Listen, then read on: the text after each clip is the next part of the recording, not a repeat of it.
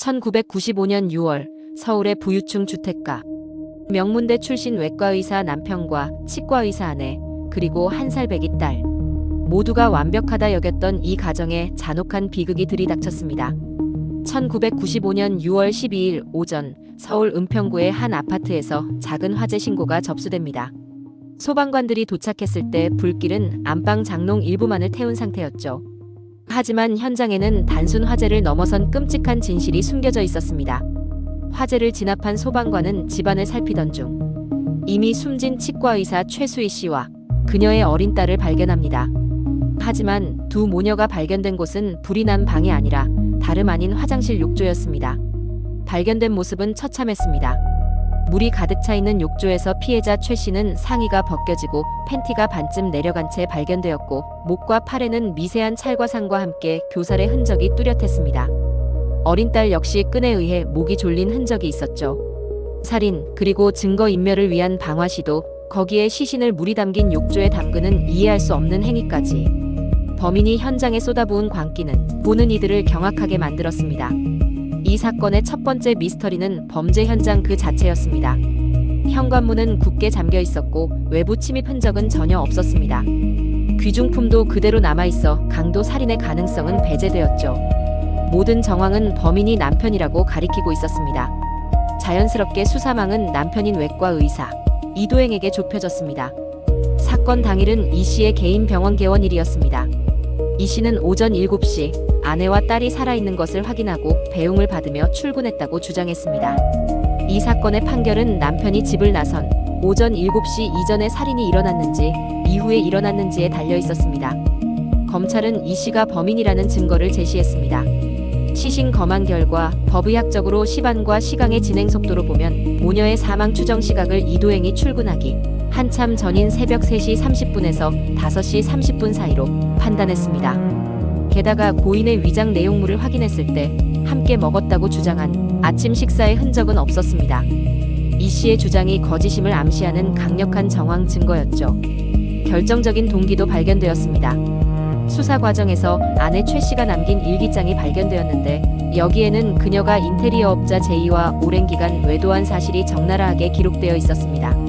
남편이 불륜 사실을 알았다면 살인의 동기는 충분하다는 것이 검찰의 판단이었습니다. 내연남은 알리바이가 명확해 용의선상에서 바로 배제되었습니다. 검찰이 이 씨를 범인으로 특정한 소름 돋는 정황 증거는 또 있었습니다. 바로 이 씨가 이 사건 전에 빌려보았던 비디오, 위험한 독신녀 때문이었습니다.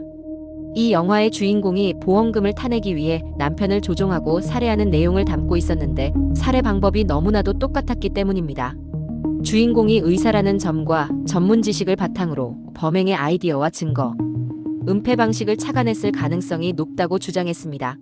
마치 범행의 교과서처럼 이 영화를 보았다는 것이죠. 처음에 이 씨는 진술에서 이 비디오를 본 적이 없다고 주장했지만 대여 기록이 2번이나 발견되었습니다. 하지만 이 씨의 변호인 측은 이 비디오를 빌린 시점이 살인 사건이 일어나기 1년 이상 전이라고 반박하며 단순히 같은 직업이라는 우연과 영화 시청 사실만으로 살인 계획과 연결하는 것은 억측에 불과하다고 주장했습니다. 결국 현장에 남아있던 단서는 모두 이 씨가 범인일 수도 있다는 의혹만 증폭시킬 뿐 결정적인 물증은 되지 못했습니다. 이 때문에 재판의 향방은 법의학적 증거의 신뢰성에 의존할 수밖에 없게 되었습니다. 이 씨의 변호인 측은 경찰의 초동 수사 실패, 즉 욕조물의 온도를 측정하지 않아 사망 시각 추정이 부정확하다는 점을 지적했습니다. 그리고 가장 결정적인 반전의 단서가 등장합니다. 바로 최 씨의 눈에 남아있던 콘택트 렌즈였습니다. 최 씨의 어머니 증언에 따르면 그녀는 잠자리에 들기 전에는 반드시 렌즈를 뺐다고 했습니다.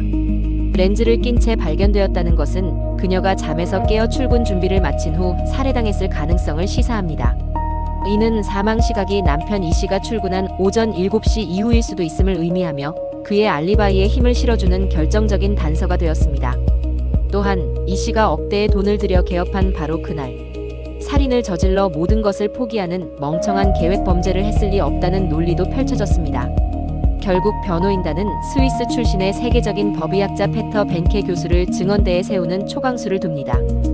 교수는 한국 검찰이 제시한 자료를 분석한 뒤 시신이 물속에 잠겨 있었고 욕조물의 온도 등 외부 요인을 전혀 고려하지 않은 한국 법의학계의 사망 시각 추정은 신뢰할 수 없다고 확언했습니다. 특히 시신에서 관찰된 시반의 상태는 남편이 출근한 오전 7시 이후까지 사망 시각을 충분히 미룰 수 있다는 결론을 내렸죠.